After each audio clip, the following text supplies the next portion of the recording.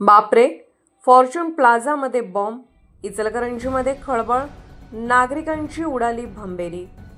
इचलकरंजी सांगली मार्गावर सांगली नाक्याजवळ शाह ग्रुपचे फॉर्च्यून प्लाझा हे अवघ्या इचलकरंजी पंचक्रोशीत नावलौकिक असलेले व्यावसायिक ठिकाण आहे।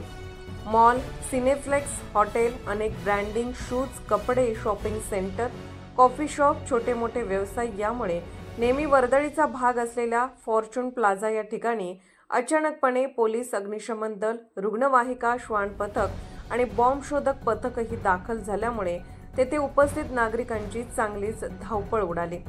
संशयास्पद वस्तू अथवा व्यक्ती आढळून आल्यास काय दक्षता घ्यावयाची याबाबत प्रात्यक्षिक घेण्यात आल्याचे समजल्यानंतर सर्वच उपस्थितांनी सुटकेचा निश्वास सोडला।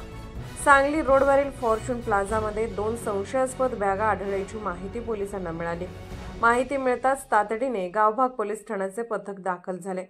फॉर्च्यून प्लाझा येथे सुरू असलेले सिनेफ्लेक्स, हॉटेल व शॉपिंग एरिया अचानक खाली करण्यात आले व ही मॉकड्रिल पूर्णपणे गोपनीय ठेवण्यात आली, ज्यामुळे आपत्तीच्या वेळी यंत्रणांचा प्रतिसाद आणि घटनास्थळावरील नागरिकांची सजगता तपासता येईल। यापुढे उपस्थित असलेल्या सर्वच नागरिकांना प्रथमतः सुरक्षित स्थळी हलवण्यात आले। त्यानंतर प्रत्येक नागरिकाकडे विचारपूस करून माहिती घेण्यात आली। पोलीस उपअधीक्षक समीरसिंह साळवे यांच्या सूचनेनुसार घटनास्थळी तातडीने अग्निशमन दल आणि रुग्णवाहिकेला पाचारण करण्यात आले होते। त्याच दरम्यान फॉर्च्यून प्लाझामध्ये बॉम्ब सापडल्याची बातमी शहरात बघता बघता वाऱ्यासारखी पसरली। यामुळे अनेक जण घटनास्थळी येऊ लागले। याचा परिणाम असा झाला की इचलकरंजी सांगली रोडवरील वाहतूक ठप्प झाली।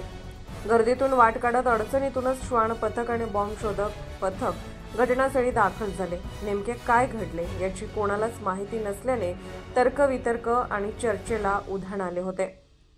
मिळालेल्या माहितीनुसार बॉम्ब शोध पथकाने त्या ठिकाणी सापडलेल्या 2 संशयास्पद बॅगा सुरक्षितपणे खाली आणल्या आणि निर्जन स्थळी नेत त्याची योग्य ती विल्हेवाट लावली।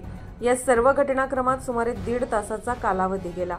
शेवटी अप्पर पोलीस अधीक्षक अण्णासाहेब जाधव, उपअधीक्षक समीरसिंह साळवे यांनी जर कोठेही एखादी संशयास्पद व्यक्ती अथवा वस्तू आढळल्यास कशी व कोणती दक्षता घ्यावी, कोणत्या उपाययोजना कराव्यात याचे प्रात्यक्षिक घेण्यात आल्याचे सांगितले। याला मॉकड्रिल असे म्हणतात। हे ऐकून उपस्थित सर्वांनीच सुटकेचा निश्वास सोडला। मात्र शहरात बॉम्ब ठेवण्यात आल्याची चर्चा दिवसभर चांगलीच रंगली होती।